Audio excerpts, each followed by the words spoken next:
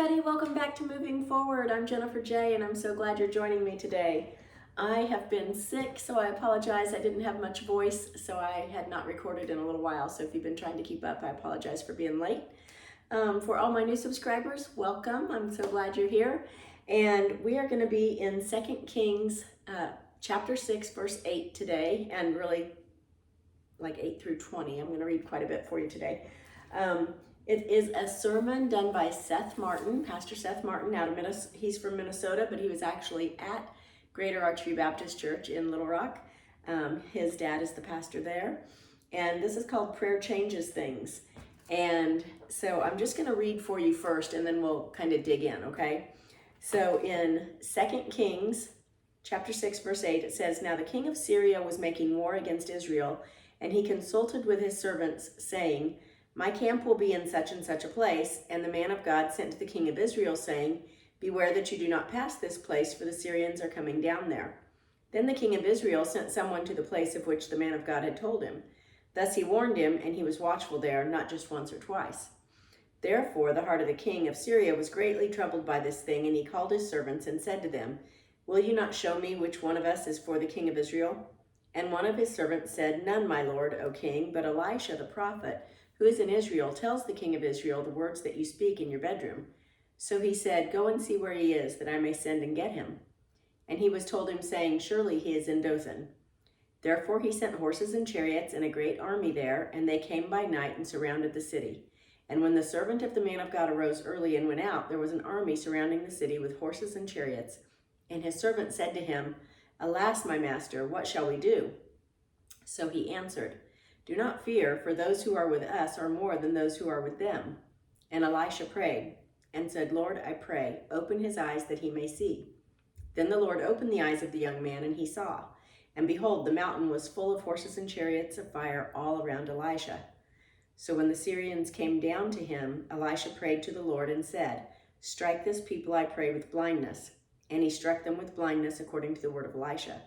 Now when Elisha said to them, 'This is not the way, nor is this the city. Follow me, and I will bring you to the man whom you seek.' But he led them to Samaria.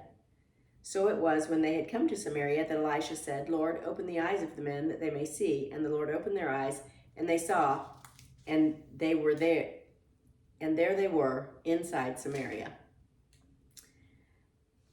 So I'm going to stop there. That was through verse 20. But there's so much in this that I hope I can glean out for you guys. So first of all, in verse 8, where it says the king of Syria was making war against Israel, and he would say, "I'm going to go to this place or that place," right? He's laying out his battle plan.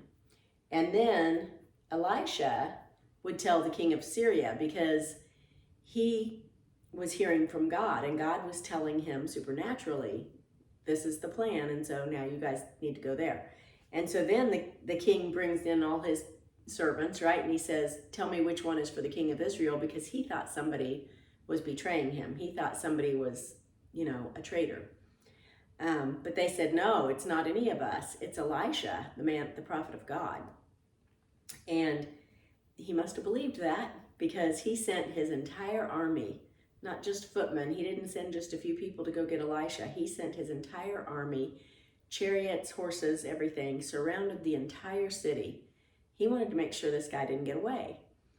And when Elisha gets up, he's not worried about it. He sees the armies of God, right, surrounding.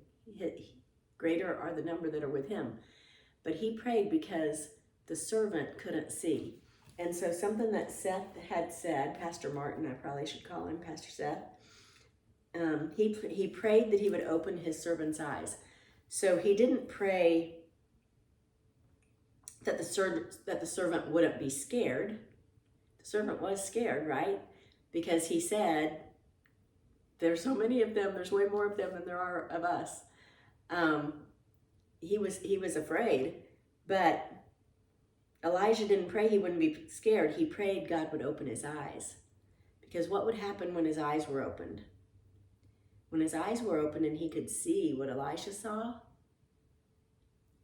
then he would have faith in God. He would trust God. He would come to understand that just because he can't see it doesn't mean he isn't there. So he was building his faith by changing his perspective. And how many times do we need to change our perspective? We are so good at worrying over little things. I am chief among the sinners, let me just tell you. Worrying about money, worrying how this is going to get paid or that's going to get paid. It doesn't do us any good at all. We just need to pray. God is right here with us. God has never failed us. So we can pray to change our circumstances, but instead, we should pray that our eyes are opened, that we would understand what God is doing.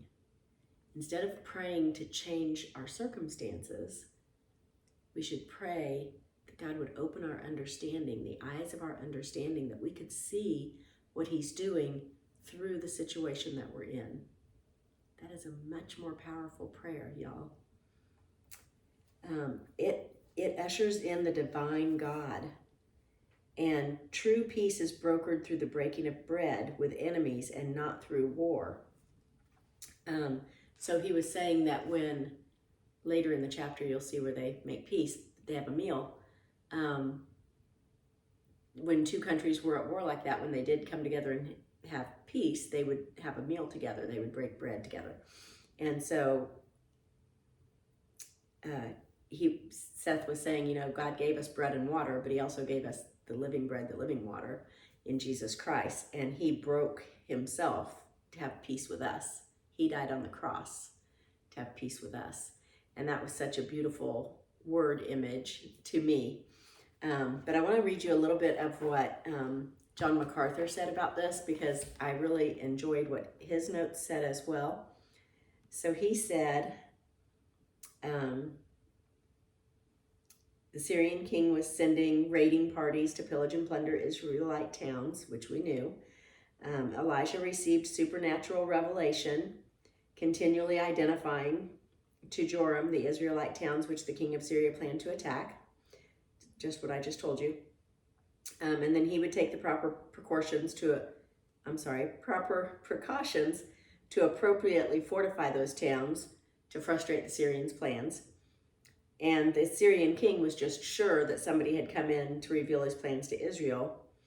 But Dothan, let's talk about Dothan. That's where Elisha was, right? Elisha and his servant were in Dothan. And it's a town in the hill country of Manasseh, and it's located about 10 miles north of Samaria, and 12 miles south of Jezreel. So if you're looking on your map, you can find Dothan. And it commanded a key mountain pass along a main road that connected Damascus and Egypt. So I guess that's probably why he sent the whole army in chariots, because there were lots of ways out of the city. But his plan was to capture Elisha, who knew all his secrets, and get him to stop informing the Israelite king. And so he sent that great army, in contrast to the smaller raiding parties that he had been sending out to pillage and plunder. This time he's sending like his great forces just after one man. So that tells you what he thought about that one man's God, because he thought he needed the whole army. And when Elisha asked the Lord to enable the servant to see the heavenly host, the Lord gave the servant the ability to see the normally unseen world of God's heavenly armies, here waiting to do battle. And I really loved that, because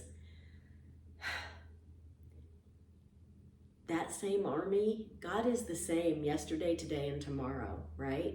And if God is the same, he still has that angel army, that heavenly host that's coming down to fight for us, for you and for me. And just because we can't see it doesn't mean it doesn't exist. And we need to stand our ground. My pastor, Terry Mackey, said recently, we have the full armor of God. We have the sword of the Spirit, which is the word of God. And we don't back down from battle with the enemy. We don't back down. We stand our ground, because God is with us. And so I just want to encourage you guys with that today, that prayer changes things. Elisha prayed. He prayed that the servant would be able to see what he saw. He prayed that the armies would be blinded and not know where they were going. Then he prayed that God would reopen their eyes so they could see where they were. They were confused, didn't know how they got there, what's happening. These are supernatural things, and God can do those things. Prayer changes things. We need to be in line and in tune with God. Pray that he would open our understanding, not change our circumstances. I mean, it might change our circumstances, but it doesn't always. It changes our perspective. And so I just would encourage you this week to change how you're praying. Change that to-do list or that wish list that you're praying to God about. And instead of praying, fix this little thing or that little thing, or even this big thing, but instead pray, what are you teaching me through this? What are you doing through this that's furthering the kingdom or that's bringing you glory? Help me understand what you're doing so that I can be used by you in that situation. And that's a much better and much stronger and much more faithful prayer. And you will be surprised at what you see God do in your life. And so I'm anxious to hear, maybe in a month or so, how your prayer has changed. Please keep notes. I've told you before to keep a journal. Write down how your prayer is changing. You might even need to write out the prayer itself so that you can look at how you're saying it and maybe rework it. And that's okay. In fact, it's a really good exercise. And then let me know how that changed, even if you just do it for one thing. If you pick one thing that you've been praying about and change how you're praying about it, and let me know how that works for you, because I already know how it's going to work, but I want to hear from you that your eyes were opened. That would make my heart so happy. All right, y'all, have a great rest of your week. I am going to be out of the country for a little while, so you may not see me for a couple weeks, but I will be back, I promise, Lord willing, but I am going to do the Lord's work. So I will see you next time. Bye-bye.